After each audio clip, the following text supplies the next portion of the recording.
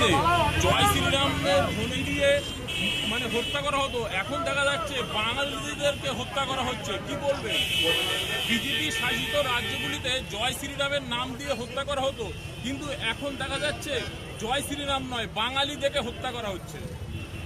আমার তো আশঙ্কা লাগছে বাঙালির যেটা অভিযান চলছে না, আমার রাজ্য সরকারের কাছে আমি এখান থেকে এবং মিডিয়ার মাধ্যমে বার্তা দিতে চাইছি, যে সমস্ত রাজ্যে পশ্চিমবাংলার পরিযায়ী শ্রমিকরা আছেন, সে সমস্ত রাজ্যের মুখ্যমন্ত্রীর সাথে আমাদের রাজ্যের মুখ্যমন্ত্রী অবিলম্বে মিটিং করুন, ডায়লগের বিনিময় করুন, আমাদের বাঙালি শ্রমিকরা যাতে সুরক্ষিত থাকে তার ব্যবস্থা করুন। কারণ তথ্য অনুযায়ী পশ্চিমবঙ্গ বিধানসভায় যে তথ্যটা দিয়েছে তা অসম্পূর্ণ তথ্য, তাও বলছি প্রায় 22 লক্ষ শ্রমিক পশ্চিমবাংলা থেকে বিভিন্ন রাজ্যে কাজে আছে। হরেন মারতে হবে না, হরেন মারের প্রয়োজন নাই, আপনাদের সব জিজ্ঞেস করে দেবে। তো যারা 22 লক্ষ শ্রমিক ভিন্ন রাজ্যে কাজে গিয়েছে, আর ভিন্ন রাজ্য থেকে আমাদের রাজ্যে প্রায় 1 কোটি থেকে 1.5 কোটি শ্রমিক আছে আমাদের রাজ্যে।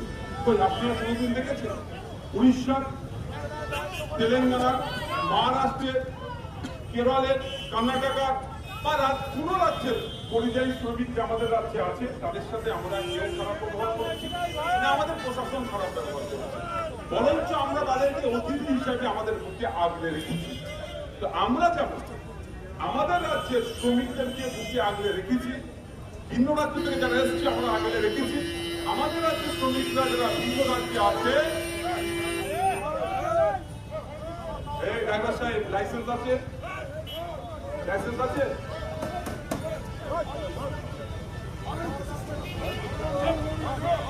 জানো না হর্ন বাজানো যেখানে সেখানে মন্দির আছে, মসজিদ আছে, লোকজন আছে, জনসভা আছে, পুলিশের লোকজন আছে, ভলেন্টিয়ারদের রাস্তাতে ক্লিয়ার করে দিচ্ছে। তো আমাদের রাজ্যের যারা শ্রমিকরা ভিন্ন রাজ্যে আছে তাদেরকেও এইভাবে রাখতে হবে। লাস্ট 1 মাসের কথা বলছি, হরিয়ানায় সাবির মল্লিককে হত্যা করা হলো দিয়ে, আর গত কয়েকদিন আগে মহারাষ্ট্রে আপনার মুরারায়ের আপনার বীরভূমের সোমনাথ দেবনাথকেও গলা কেটে হত্যা করা হলো।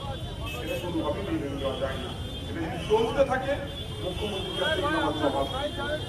জুনিয়র ডাক্তাররা আন্দোলন তুলে নিয়েছে এবং তারা আন্দোলন যে রাস্তায় চিত্র এঁকেছিল সেগুলোকে পানি দিয়ে ধুয়ে মুছে দেওয়া হচ্ছে, কি বলবেন? দেখুন, এটা কারণ যে স্লোগানিংগুলো লিখেছিল সেটা ধর্ষক খুনিদের বিপক্ষে, তিলোত্তমার পক্ষে। রাজ্য সরকার বলছে আমি ধর্ষক খুনিদের বিপক্ষে আর তিলোত্তমার পক্ষে, তাহলে কেন ওই পানি দিয়ে আলকাতরা দিয়ে মুছতে হচ্ছে? একটা আমাদের কথা বলে যায়, সিবিআই যদি সঠিক তদন্ত করে আগামী দিনে দেখবেন এই ধর্ষণ খুনের সাথে যুক্ত আছে অনেকে বিদেশে চলে গেছে, তাদেরকে আবার ফিরিয়ে নিয়ে আসছে এই খুনের জন্য, সঠিকভাবে তদন্ত হয়।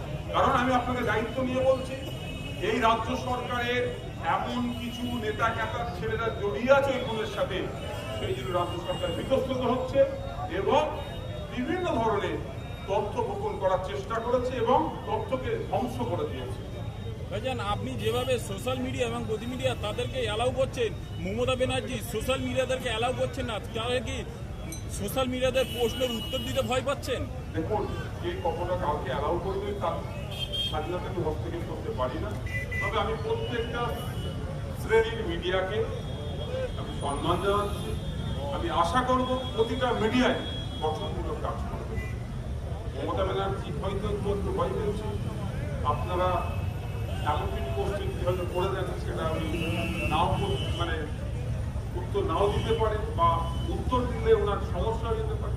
যদিও মেনস্ট্রিম মিডিয়াও বেশ কিছু এমন কোশ্চেন ছুটছে, এড়িয়ে যাচ্ছে। ইডি কিংবা সিবিআই যেসব তদন্তগুলো করছে বিশেষ করে জামিন পেয়েছে, এই ধরনের যে আসামিগুলো যদি জামিন পেয়েছে দেখুন, আমি বারবার বলছি ইডি সিবিআই সাকসেস রেট অনেক প্রশ্ন থেকে যায়। ED CBI success rate 5%। আমি আশা করবো ইডি সিবিআই তার সুনাম ফিরিয়ে নিয়ে আসুক, সাকসেস রেট 95-এ নিয়ে যাক অন্তত।